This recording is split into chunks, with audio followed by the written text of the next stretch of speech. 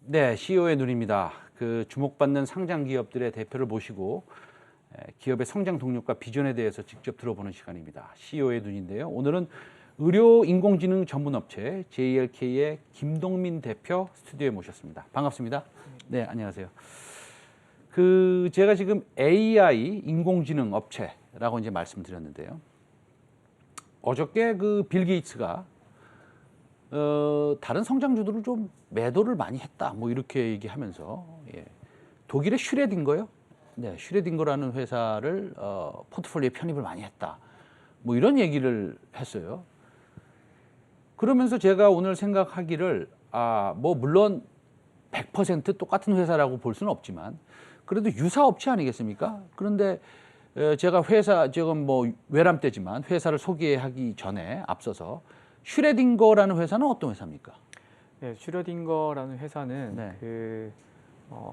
특히 이렇게 제약 분야에 있어서 네네. 신약을 창출해 나가는 이런 과정에 있어서 네. 인공지능을 활용하여 네. 이제 뭐 신약 개발이나 이런 거를 중심적으로 하고 있는 그런 회사입니다. 아, 그래요? 그러면 JLK는 그 유사한 카테고리에 들어갈 수 있을까요? 비슷한 AI 솔루션 회사니까요. 한번 소개 한번 해보실까요? 네, 대표님? 먼저 뭐 저희 회사를 간단하게 그렇죠. 먼저 소개를 예, 드리면서 제가 좀 유사점을 네. 좀 말씀드리도록 네네. 하겠습니다. 저희 회사는 이제 국내에서는 이제 의료 인공지능으로는 이제 첫 번째로 상장한 상장 기업이고요. 그리고 의료 인공지능의 토탈 올인원 플랫폼인 AI 허브라는 플랫폼을 가지고 있습니다. 보유하고 있고, 잘 아시겠지만 이런 인공지능이라는 게 데이터가 굉장히 중요한데요. 그렇기 때문에 이런 데이터와 연동이 되고 있는 토탈 데이터 매니지먼트 플랫폼인 헬로 데이터, 그리고 개인의 그런 인공지능 서비스까지도 연결을 할 수 있는 저희가 헬로 헬스라는 이렇게 세 가지의 플랫폼을 가지고 사업을 영위하고 있는 그런 회사입니다. 2019년 12월에 저희가 이런 그 기술성과 사업성을 인정받아서 이렇게 기술특례 상장에 성공을 한 회사입니다. 네, 기술특례 상장을 하셨네요. 네. 그러면 제 생각에는 회사는, 사실은 바이오 회사는 특히나 아마 동의하실 겁니다. 매니지먼트, 경영진이 가장 중요합니다. 딴 거를 볼 필요는 거의 없습니다. 솔직히 말씀드리면. 그러면은 간단히 대표님 경력 한번 들어볼까요? 네, 네. 저는 사실 일본에 있는 도쿄 대학에서 네네. 학위를 다 했고요. 그때 네네. 이제 동경대학이죠? 예. 도쿄대학. 예. 거기서 학위를 했고 하는 네. 동안에 이제 저희가 연구를 하고 있었던 게 네. 바로 MRI라든지 이런 다양한 영상에서 네네. 그런 뇌 활동을 이제 연구를 했었습니다. 네. 그 중에 이제 저희가 했던 연구들 중에 일부분을 제가 이렇게 또 사업화를 진행하면서 이렇게 회사를 진행하게 되었습니다. 알겠습니다. 하나 좀 가슴 아픈 얘기도 한번 여쭤보겠습니다. AI, 의료, 그러면 좀 듣기에 좀 어렵습니다. 일단은, 그렇죠? 쉽지는 않죠. 일반 투자자들이 생각하기엔 쉽지 않은데. 근데 시가총액이 그렇게 크지 않아요. 물론 뭐 향후의 매출을 우리가 기대하는 것이겠죠. 그 다음에 또 뭐 특례 상장도 하셨고, 그 다음에 이게 이제 꽃을 펴야 되는데, 그래도 우리 대표님께서 생각하기에는 회사의 가치가 너무 저평가되어 있다, 이렇게 생각하지는 않으십니까? 뭐 솔직한 말씀으로 네, 뭐 그러면요. 상당히 이렇게 저평가되어 있다고 생각하고 있고요. 네, 왜 그렇게 생각하세요? 현재 뭐 그 비슷한 유사 카테고리에 있는 그런 네네. 해외 기업들을 보면 사실은 뭐 100억 정도의 그런 매출에도 불구하고 네. 1조 7천억이라든지 이런 굉장히 이런 밸류에이션을 받고 있는 회사들이 꽤 있습니다. 아하. 거기에 반해서 이제 저희가 가지고 있는 포트폴리오가 결코 이렇게 뒤지지가 않는데도 불구하고 좀 네네. 그런 부분들이 있는 부분들이 있습니다. 알겠습니다. 그런데 의료 AI 원천 기술을 보유하고 AI 의료 분석 플랫폼이 있는데, 이게 구체적으로 이 일반 투자자들이 좀 이렇게 알아듣기 쉽게 우리가 좀 이해를 해야지, 그 다음에 뭐 그분들이 투자를 하시든지 아니면 판단을 하시고 이 회사는 투자를 하지 말아야겠다, 또 이렇게 판단을 하시든지 하시지 않겠습니까? 그래서 이런 개발한 솔루션이 어떤 것들인지 일반 투자자들이 좀 이해하시기 쉽게 설명이 가능하시겠어요? 네, 알겠습니다. 원천 기술이라고 한다면 이제 뇌졸중이라든지 뭐 전립선 암이라든지 치매와 같은 이런 질환들에 대해서 분석을 할 수 있는 그런 인공지능 알고리즘인데요. 이 인공지능 알고리즘들은 이제 의료 영상들을 받아들여서 이제 다양한 분석을 하고 거기에 따라서 이제 의료진들이 판단을 내릴 수 있는 다양한 정보를 제공하고 있습니다.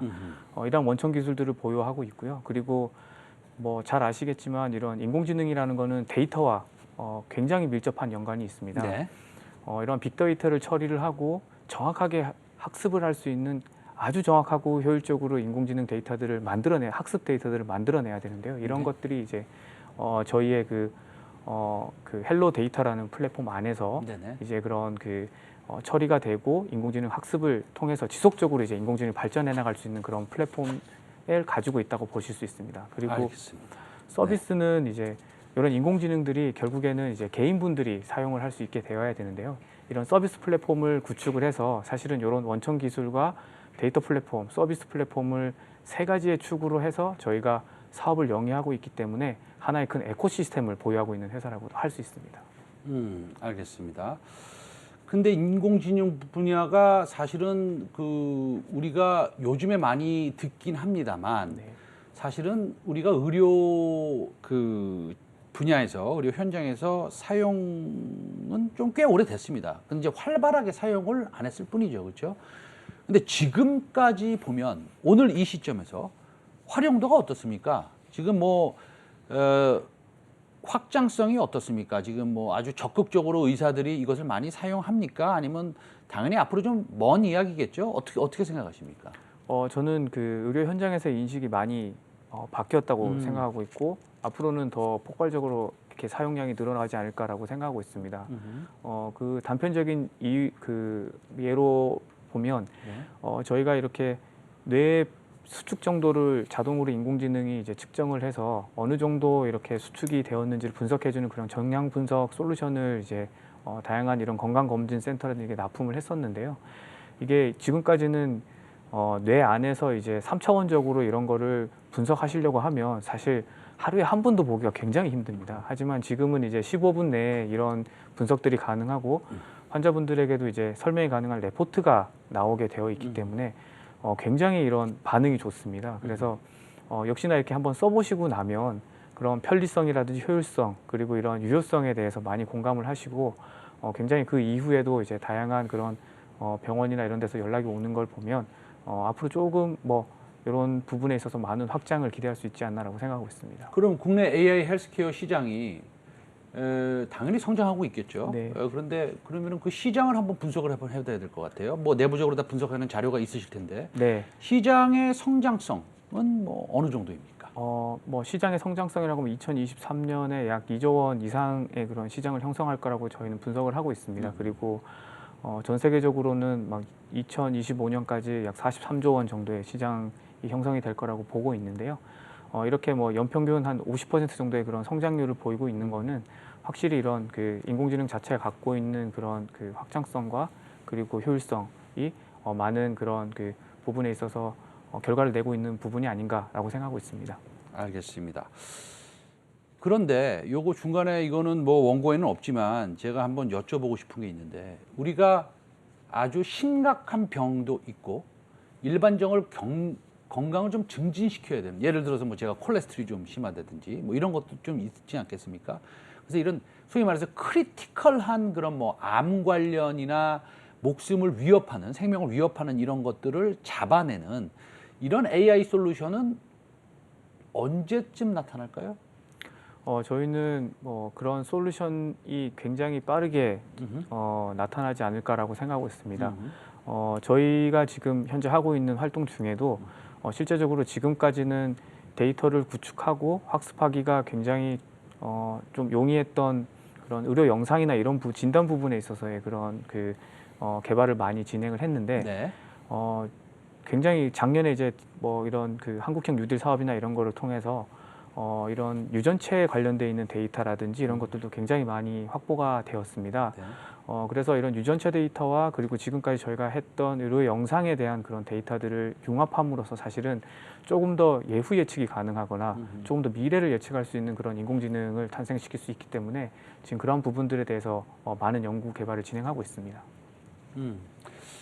그런데 이게 사실은 AI 의료 분야라는 게 너무 빨리 발전하다 보면 규제나 뭐 소위 의료법 이런 것들이 쫓아오지 못하게 되고 항상 뭐 이 빨리 치고 나가는 산업들은 규제가 뒤따라오기 마련 아니겠습니까? 사실 우리가 또 원격 의료도 사실은 우리가 지금 발목이 잡혀 있지 않습니까? 대한민국은 그렇습니다. 어쨌든 간에 그런 측면이 좀 있다고 보는데 뭐 어떤 규제들이 좀 풀리면 회사가 좀 더 성장할 수 있습니까? 아직 뭐 발목이 잡혔습니까? 아니면 뭐 괜찮으세요? 어떻습니까? 뭐 가장 뭐 어떻게 보면은 그런 수가 관련돼 있는 부분들에 대해서 만약 의료 인공지능이란 이런 혁신 기술들이 조금 더 수가를 받게 되거나 이렇게 하면 폭발적으로 이런 사용량이 늘어나면서 산업계뿐만 아니라 실제적으로 이제 사용하게 되실 그런 환자분들이나 건강검진 대상자분들에게도 많은 도움이 가지 않을까라고도 생각을 하고 있습니다. 이러한 뭐 부분들에 대해서뿐만 아니라 지금 이제 데이터 관련돼 있는 사용 규제도 많이 풀리고 있는데요. 이런 부분들에 대해서 지속적으로 정부도 많은 지원과 뭐 이렇게 규제 개혁에 많이 나서고 있기 때문에 향후 이제 비대면과 관련돼 있는 부분까지도 만약에 저희가 다 이렇게 인공지능이 연동을 할 수 있는 형태가 된다면 굉장히 큰 산업적인 그런 산업군과 그리고 환자분들에게도 굉장히 좋은 환경이 마련할 수 있지 않을까라고 분석하고 있습니다. 알겠습니다. 그런데 그 사실은 주가로만 보면 우리가 이제 회사를 10년, 20년 이렇게 투자하시는 분도 있지만 뭐 하루 이틀 투자하시는 분도 있고요. 일주일 동안 투자하시는 분도 있습니다. 근데 우리가 이제 모멘텀적인 측면을 봤을 때 그 요번에 보건 의료 데이터 혁신 전략 네. 이거 정부에서 발표하는 거 이거에 대해서 좀 설명 가능하시겠습니까? 예. 네, 보건 의료 데이터 활용에 대해서 이제 여러 가지 그런 그 부분들에서 어떻게 보면 저희 같은 그 정부에 뭐 발표를 언제 한다 이런 거 데이터를 가지고 계실 거 아니에요? 언제 합니까? 5월 달에 합니까? 뭐 저희가 5월 국무총리 주재하는 네, 거 있지 네. 않습니까? 예. 그 정확한 시점에 대해서는 사실 네네네. 뭐 저희가 내부적으로 어떻게 조정이 될지 모르니까 사실 그 부분에 대해서는 좀 계속 기다리고 있고요. 네네네. 그리고 이런 부분들이 발표가 되고 나면 사실은 더욱더 이런 개인 중심의 그런 데이터들을 확보하기가 용이하기 때문에 사실 뭐 데이터적인 측면에서 봤을 때 더욱더 개인 맞춤형 그런 진료 지원이나 아니면은 예부 예측에 관련돼 있는 서비스가 가능할 거기 때문에 저희가 이미 그런 부분들에 대해서도 많은 기술적인 개발 준비를 하고 있습니다. 그래서 제가 알기로는 보건복지부가 오늘 5월에 국무총리 주재로 이런 그 보건의료 데이터 인공지능 혁신 전략을 발표한다고 하는데 거기서 이제 좀 규제가 완화된다거나 아니면은 여러 가지 지원책이 나온다거나 그러면은 인공지능 AI 의료를 사업으로 추진하시는 뭐 JLK 같은 경우에도 많은 도움이 되지 않을까라고 생각을 해서 한번 제가 여쭤봤습니다. 그 예전에 그 이세돌 구단이 그 지금 은퇴하셨죠? 네, 바둑을 둘 때 알파고라는 거 아주 그냥 우리 전 세계 내지는 우리나라 바둑 인구, 우리나라 국민들한테 크나큰 충격을 안겨줬습니다. 그러고 보면은 이런 생각도 들긴 들었어요. 아, 이 소프트웨어라는 건 우리나라는 좀 안 되는구나. 우리나라는 역시 하드웨어구나. 뭐 이런 생각도 좀 해봤습니다. 왜냐하면 뭐 우리나라의 소프트웨어 인력을 폄하하는 것은 아니고요. 어쨌든 간에 조금 경쟁력이 좀 약하다 이런 생각도 좀 해봤습니다. 의료 분야의 소프트웨어 경쟁력 지금 전 세계에서 JLK뿐만 아니라 많은 사람들이 지금 이 시간에도 노력을 하고 있을 텐데 이겨낼 자신이 있으십니까? 특별한 경쟁력이 있으십니까? 네, 네. 물론입니다. 네. 그 이유 중에 하나는 인공지능의 어떻게 보면 특징이라고도 할 수 있을 것 같습니다. 네. 지금까지는 굉장히 이런 그 영역에 대한 아주 깊은 기초 연구 성과라든지 아니면은 그런 지식만이 있는 경쟁사들이 굉장히 이런 경쟁력을 갖출 수 있었던 밖에 없던 그런 상황이었으나 인공지능이라는 거는 어떻게 보면은 데이터를 잘 가공하고 그리고 이런 데이터들 속에서 숨어 있는 그런 특징점들을 잡아내고 규칙성을 인공지능이 활용할 수 있는 그런 산업 분야입니다.